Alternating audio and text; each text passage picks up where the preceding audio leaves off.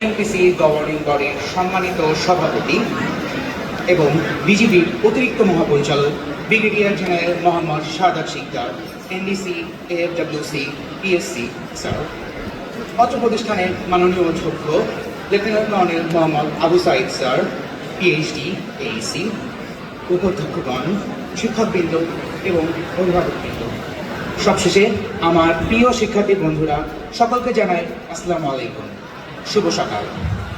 আজকে সেই বিশেষ দিন অর্থাৎ নবীনবরণ।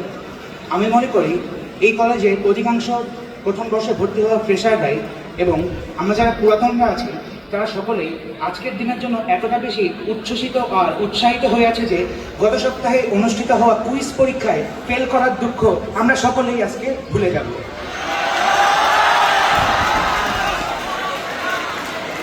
সে যা হোক, আশা করছি আজকের অনুষ্ঠানে উপস্থিত নতুন পুরাতন কোচি বুড়ো সকল শিক্ষার্থী ভালো আছো। তবে হ্যাঁ, তোমরা ভালো থাকবেই বা না কেননা আজকে তোমরা এই নবীনবরণ অনুষ্ঠান শেষে বয়সের দোষে কত কি যে করে বেড়াবে তার কি আর হিসাব আছে? আমি তো ইতিমধ্যেই দেখতে পাচ্ছি ওদিক থেকে কেউ কেউ আবার চোখে চোখে ইশারা আদান প্রদান করতে চাচ্ছে, কেউ কেউ আবার ইশারার মাধ্যমে কথা বলতে চাচ্ছে কিন্তু পাচ্ছে না। তবে হ্যাঁ, আমিও যে কিছুক্ষণ পর এই কাজগুলোর সাথে যুক্ত হব এটা ভাবতে আমার শরীর মন শিহরণে একবারে কাঁপছে। যাই হোক, আমি তা খারাপ বলছি না, কেননা কিশোর কবি খ্যাত সুকান্ত ভট্টাচার্য তার 18 বছর বয়স কবিতায় ঠিক এমনই এক ভাব প্রকাশ করেছেন। কবিতার ভাবটি এই যে 18 বছর বয়স, এ বয়স তো দুর্বার উত্তেজনার, কিন্তু বিপুল সম্ভাবনার বইটি। তাই আজকের মতো বন্ধুরা আমাদের এই উদ্দীপনা জোশ পাশে সরিয়ে রেখে আমরা একটু আমাদের বিপুল সম্ভাবনা, আমাদের প্রতিষ্ঠান এবং আমাদের উজ্জ্বল ভবিষ্যতের মধ্যকার অন্তর্নিহিত সম্পর্কের ব্যাপারে একটু কথা বলবো। বীরশ্রেষ্ঠ নূর মোহাম্মদ পাবলিক কলেজ 2016 সালে এই প্রতিষ্ঠানে আমার পদার্পণ ঘটে।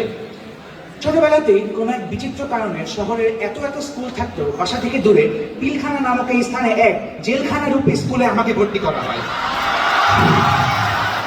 মাফ করবেন মাননীয় অতিথি অধ্যক্ষ, জেলখানা শব্দটি আমার শিশু সত্তা কেবল নিছক মজার ছলেই বলেছিল, কিন্তু এখন তো দেখতে পাচ্ছি যত দিন যাচ্ছে তা সত্যই হয়ে যাচ্ছে।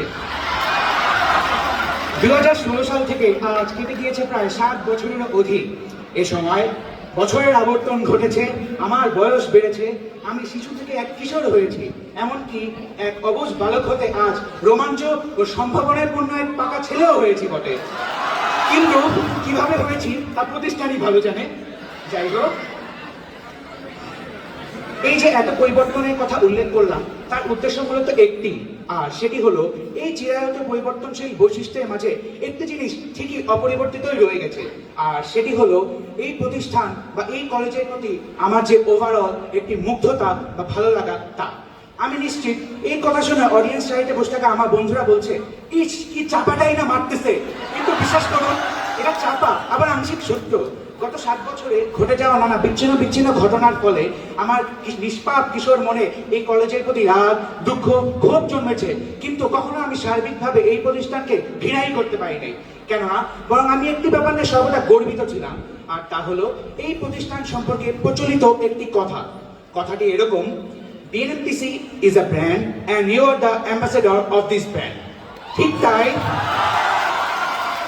তাই আমার এই ক্ষুদ্র ও চলমান শিক্ষা জীবনে কেউ যখন রাস্তাঘাটে আমার কাছে আমার কলেজের নাম জানতে চাইতো, আমার কলেজের নাম বললেই হতো, কখনো লোকেশনটাও বলতে হয়নি, তার নাম বলে, বিশেষ করে যখন আমি ছোট ছিলাম তখন বলতো, ও বাবু তুমি নূর মোহাম্মদে পড়ো, মাশাল্লাহ মাশাল্লাহ।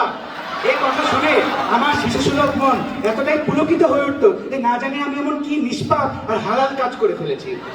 সেটা হোক বন্ধুরা, এখন আসা যাক আমরা একটু নূর মোহাম্মদের ভেতরের অবস্থা সম্পর্কে জানি। নূর মোহাম্মদ পাবলিক কলেজ, এই কলেজের পড়াশোনার মান কিংবা শিক্ষকদের যোগ্যতা কিংবা সহশিক্ষামূলক কার্যক্রম বলি আর ডিসিপ্লিনের কথা বলি, এসব বিষয় নূর মোহাম্মদ সদা তৎপর। বর্তমানে সোশ্যাল মিডিয়াতে একটি মিমস অর্থাৎ হাস্যরসমূলক পোস্ট খুবই ভাইরাল হচ্ছে। পোস্টের ক্যাপশনটি এরকম যে, শুনো কলেজের পড়াশোনা আর ডিসিপ্লিন একসাথে মেলাতে যাও না, তখন কলেজের নাম কি দেবা? নূর মোহাম্মদ। বিশ্বাস করুন এই পোস্টের 1% মিথ্যা নয়। বিশেষ করে ডিসিপ্লিনের ক্ষেত্রে নূর মোহাম্মদ একটু বেশি তৎপর। তাই বন্ধুরা, তোমরা তোমাদের প্রিয় নখ, বাহারি কেস আর বিভিন্ন রং বেরঙের স্মার্টফোন, আইফোন আজকের মতো এনেছো ঠিক আছে, কিন্তু এটা যদি পরবর্তীতে কলেজে দেখা যায় কবে যে সেই ফোনগুলো নিজেকে ভিপি স্যারের লকারে আবিষ্কার করবে তা তোমরা টেরও পাবা না। তাই বলছি, সাবধান হয়ে যাওয়াই ভালো। এবার আসা যাক পড়াশোনার ব্যাপারে। বিগত বছরগুলোতে এই যে এত তৎপরতার ফলাফল, আমরা কিন্তু অন্তত একটি সুমিষ্ট ফলাফল পেয়েছি। আর সেই ফলাফলের উদাহরণ আমাদের সামনেই রয়েছে। সেটি হলো আমাদের অত্যন্ত বিশাল ও সাফল্যে ভরা এক্স রিপাবলিকান অ্যালামনাই। বিগত বছরগুলোতে অনুষ্ঠিত হওয়া বিভিন্ন বোর্ড পরীক্ষায় পাশের হার, কিংবা জিপিএ 5 প্রাপ্তির হার, কিংবা দেশ সেরা বিদ্যাপীঠ তথা ঢাবি, বুয়েট, মেডিকেল এবং অন্যান্য পাবলিক প্রাইভেট বিশ্ববিদ্যালয়গুলোতে বড় ভাইয়া আপুদের চান্স পাওয়ার হার বরাবরের মতোই ছিল ঈর্ষণীয়।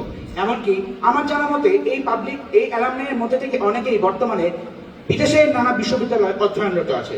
তাই আমি বলি কি, তোমরা এমনকি আমিও যেন সবসময় এই কলেজকে নিয়ে গর্ব করি। তবে হ্যাঁ বন্ধুরা, তোমাদের জন্য আরেকটি সুখবর আছে। সেটি হলো কোনো এক অদৃষ্ট কারণে বিয়ের বাজারে নূর মোহাম্মদের পাত্রপাত্রীদের দাম একটু বেশি। মুরব্বীরা বিয়ের বাজারে যখন শুনে ও নূর মোহাম্মদের ছেলে, নূর মোহাম্মদের মেয়ে, মাশাল্লাহ মাশাল্লাহ, তখন এতটাই খুশি হয়েছে যে বিয়েটা এখনো বাধাই থাকে না।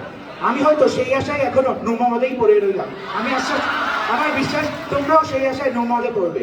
এবং আমি মনে করি নূর মোহাম্মদ তোমাদেরকে ভালো পড়াশোনা দিচ্ছে, ভালো সুযোগ সুবিধা দিচ্ছে, এমনকি বিয়ের নিশ্চয়তাও দিচ্ছে। তাই তোমরা চাও কি? তবে হ্যাঁ, আমাদের একটা কথা ভুলে গেলে চলবে না। আমরা 10 বছর পর এই স্কুলের গণ্ডি পেরিয়ে আজ কলেজে এসেছি। আমরা কিন্তু বলতে গেলে স্কুলের ক্লাস কেজি টু 10 এই শ্রেণীর ছাত্রছাত্রীদের জন্য এক প্রকার আদর্শ। তাই আমরা কখনো এমন কোনো কাজ করব না যাতে সেই আদর্শ নষ্ট হয়। এবং কেন আদর্শ যদি নষ্ট হয়, তা শুধু তাদেরই ক্ষতি নয়, তা আমাদেরও ক্ষতি এবং তা এই প্রতিষ্ঠানেরও ক্ষতি।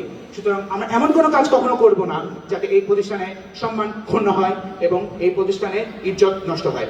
আমরা সবসময় আমি দোয়া করছি যে আমাদের এইচএসসি জীবনটা অত্যন্ত ভালো কাটে।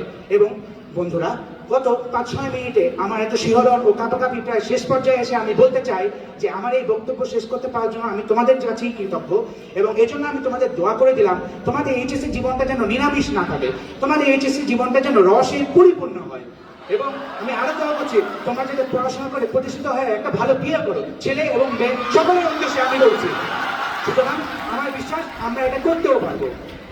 সবশেষে আজকে অনুষ্ঠানে উপস্থিত মাননীয় অতিথি, মাননীয় অধ্যক্ষ এবং অন্যান্য সকল অতিথিবৃন্দ, শিক্ষকবৃন্দ, উপাধ্যক্ষগণ, অভিভাবকগণ এবং প্রতিষ্ঠানের সবথেকে পরিশ্রমী কর্মচারীদের উদ্দেশ্যে আমি আরও একবার সালাম জানিয়ে আমার আজকে এই অগ্নিঝরা বক্তৃতা শেষ করছি। ধন্যবাদ সকলকে।